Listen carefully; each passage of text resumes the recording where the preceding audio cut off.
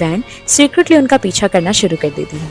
कुछ रोमांटिक बातों के बाद रॉक्सन माइक को ट्रैंक्विलाइजर इंजेक्ट कर देती है, जिससे वो बेहोश हो जाता है और उसकी बॉडी को उठा लिया जाता है। जब माइक होश में आता है तो उसे पता चलता है कि वो लंदन में टॉप सीक्रेट इंटेलिजेंस एजेंसी के हेडक्वार्टर में है, जो उसे उनके न्यू एजेंट के तौर पर हायर करना चाहती है।